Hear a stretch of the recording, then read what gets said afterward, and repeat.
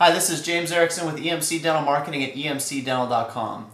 Today we're going to talk about something that applies more to the mental state of you running your practice rather than it does with actually getting you patients. And at the end, I'll tie it in with how it's going to apply to you today that's going to allow you to make a lot more money today as well as in future days when you're presenting treatment. So the concept starts with one question.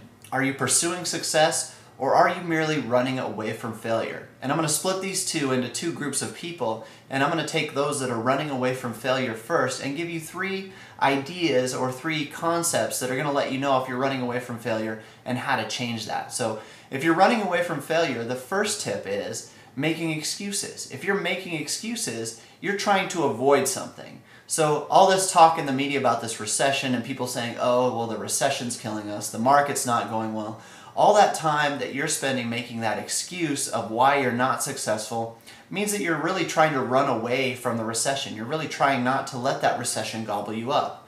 So making excuses is the biggest. Let me show you my screen here real quick.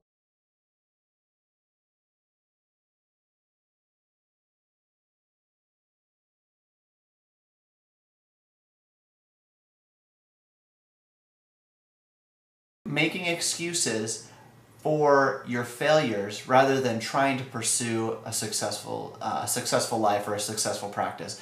Number two, this concept of being comfortable. I don't want to be rich. I don't want to make a lot of money. I just want to be comfortable.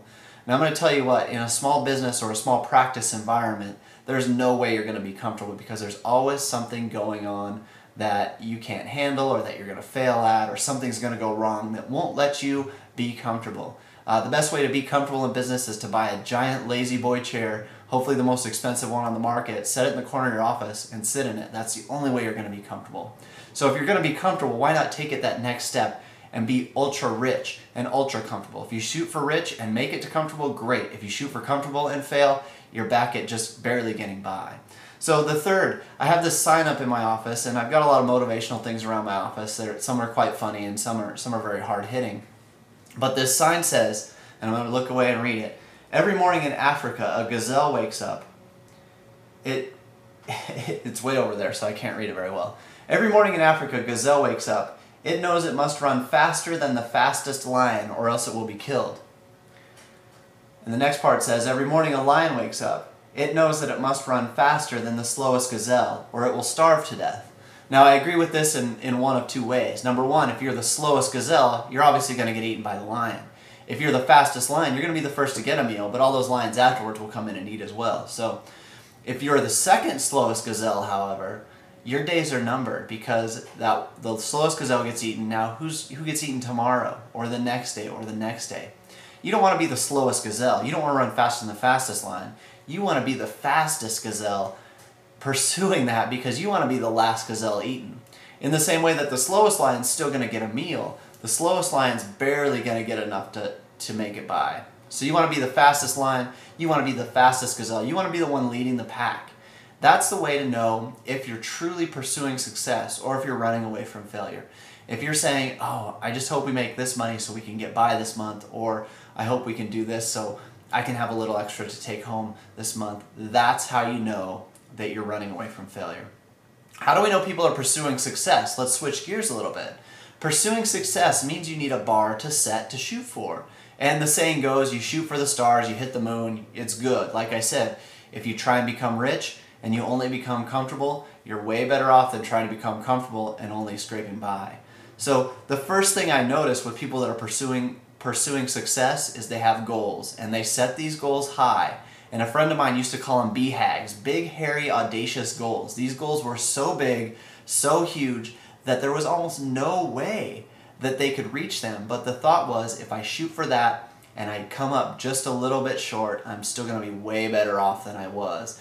And in business, you can't be afraid of failure. You can't be afraid of losing a patient, let's say, or you can't be afraid of screwing something up. It's going to happen whether you are scared of it or not. So you might as well embrace that. And in fact, if you look at Thomas Edison, if he had only failed 9,999 times, threw in the towel and said, I quit, I'm not going to try this anymore, we wouldn't have a light bulb today because Thomas Edison thought that every failure brought him closer to success. And I believe that's true. So how does this affect you today? Well, there's a mindset that goes in when you come into a treatment room after you've done your exam and you're about ready to present a treatment plan that says, well, I don't know if this patient's going to accept this treatment plan. I'm gonna present them what they need today. Well, think about it. That patient came to you to get the most beautiful, healthy, whitest, brightest smile available today. They called you because they had a problem and they want you to make their smile the best it can be. So who are you to deny them that right? Who are you to say, well, I'm only going to hit them up for a couple fillings, or they have this problem that I'm going to fix that?